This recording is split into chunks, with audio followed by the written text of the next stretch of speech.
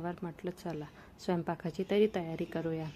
बाळाला संध्याकाळी छान खाली फिरून आणलं ना की मस्त अर्धा एक तास ती खेळते. म्हटलं तोपर्यंत छान स्वयंपाक करून घेऊया. तर आज मस्त झिंग्यांची चटणीचा प्लॅन बनवला होता. तर म्हटलं चला रेसिपी तुमच्यासोबत पण शेअर करूया.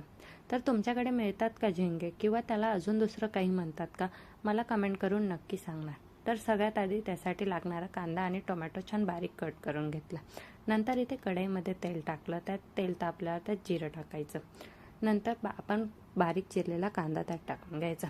कांदा छान परतला ना की थोडासा लसूण टाकायचा आणि नंतर टोमॅटो टाकून घ्यायचा आणि टोमॅटो छान मऊसूर शिजवून घ्यायचा. टोमॅटो छान नरम झाला ना की त्यात लाल चटणी ॲड करायची आणि चटणी व्यवस्थित कांदा आणि टोमॅटोसोबत मिक्स करून घ्यायची.